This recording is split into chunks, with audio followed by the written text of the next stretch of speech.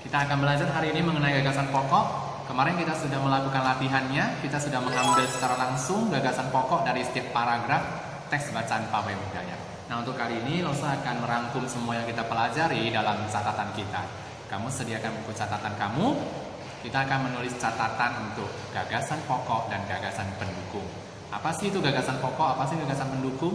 Dan semuanya akan Losa rangkum di dalam catatan. Halo anak-anak kelas 4, baiklah hari ini kita akan menuliskan rangkuman dalam bentuk catatan supaya kita tidak lupa mengenai gagasan pokok dan gagasan pendukung. Kemarin kita sudah membuat latihannya, kita mengambil gagasan pokok dan gagasan pendukung dari teks bacaan pawai budaya. Lalu sudah lihat dari hasil yang kamu kirimkan, semuanya rata-ratanya benar untuk gagasan pokok, bahkan untuk gagasan pendukungnya juga rata-rata benar.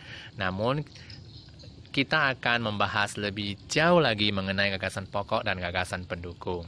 Kita mulai pembahasan pertama. Gagasan pokok itu adalah inti dari keseluruhan paragraf atau topik pembahasan dari sebuah teks. Kalau ini kita berbicara mengenai sebuah teks. Gagasan pokok itu bisa disebut gagasan utama atau inti atau disebut juga pokok pikiran.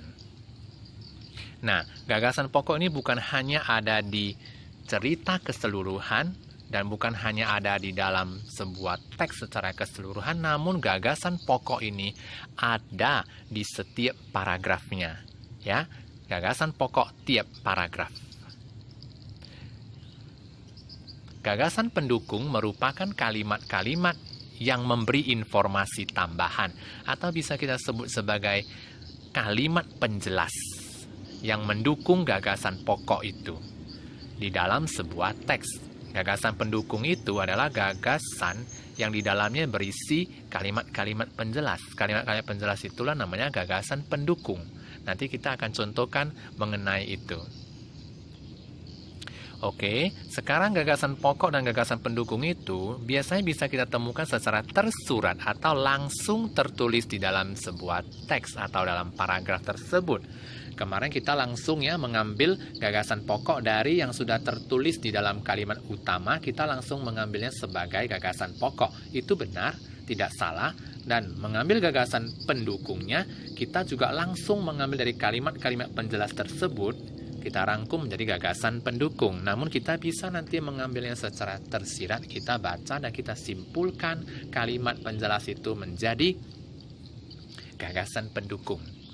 Oke. Sebelum ke contoh, kita lihat dulu ini caranya untuk menemukan gagasan pokok dan gagasan pendukung dalam paragraf. Ya, kita bisa membaca di awal dan kita membaca di akhir paragraf. Biasanya sih hanya terdapat di awal dan di akhir. Oke. Kita juga bisa membaca secara keseluruhan paragraf, lalu kita simpulkanlah apa yang menjadi gagasan, baik itu gagasan pokok ataupun gagasan pendukung. Kita mencari kalimat utama terlebih dahulu dan kalimat penjelas terlebih dahulu. Lalu nanti kita kelompokkan menjadi gagasan pokok dan gagasan pendukung seperti yang semalam kita lakukan di buku latihan kita kan. Nah, lalu saya kasih contoh. Teks bacaan batik. Batik merupakan kain tradisional Indonesia. Kamu lihat ini. Yang langsung garis bawahi, batik merupakan kain tradisional Indonesia.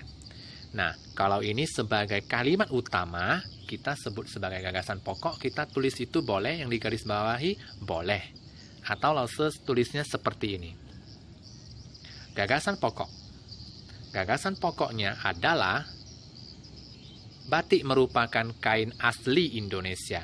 Kata-katanya beda, namun artinya sama. Bolehkah demikian? Boleh. Ini diambil dari kalimat utamanya yang tadi Lause garis bawahi. Oke, kita pindah lagi ke layar sebelumnya.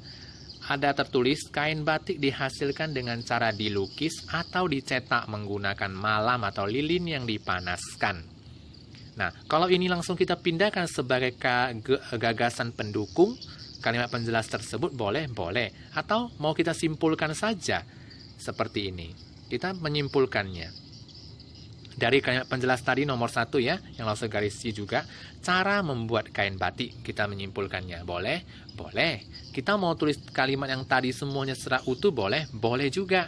Oke? Nah, bagaimana dengan Dari kalimat penjelas yang nomor 2, di sini Lause buat tempat asal kain batik. Apakah kata-kata ini tertulis di dalam teks tadi? Kita cek lagi. Kain batik berasal dari Pulau Jawa. Beda ya kata-katanya, namun artinya sama. Kain batik berasal dari Pulau Jawa, namun Lause tulis di tadi kalimat pendukungnya adalah asal kain batik. Daerah asal kain batik, boleh juga. Oke? Lalu, kita lihat kalimat ketiga dan keempat. Seiring berkembangnya waktu, batik tidak hanya di Pulau Jawa, beberapa daerah di luar Pulau Jawa juga menggunakan batik sebagai pakaian tradisional. Contohnya batik Bali. Ini kalimat ketiga dan keempat kita jadikan satu. Nah, kalimat penjelas tersebut kita bisa rangkum menjadi seperti ini. Kita simpulkan saja. Supaya tidak panjang lebar kita tulis, kita simpulkan persebaran kain batik. Atau kita tulis daerah persebaran kain batik. Boleh. Simple ya, kalau kita hanya bisa menyimpulkan dan kita bisa mengambil kalimat penjelas tersebut menjadi gagasan pendukung. Nah, jadi kita tidak usah menuliskan seperti semalam yang panjang. Tapi yang semalam kamu kerjakan menulis langsung dari kalimat penjelas sebagai gagasan pendukung itu tidak salah. Itu juga benar ya. Nah, kita mau menyimpulkannya boleh? Boleh. Oke? Nah, inilah penjelasan mengenai gagasan pokok yang bisa dan gagasan pendukung yang bisa kita ambil secara tersurat atau tersirat. Dan kita bisa melakukan dengan cara menyimpulkan dari kalimat penjelas untuk gagasan pendukungnya. Oke, kamu boleh menyimak semua penjelasan tersebut. Nanti untuk pelatihan berikutnya, kamu boleh gunakan cara ini atau kamu mau gunakan cara yang pertama untuk mengambil gagasan pokok dan gagasan pendukung.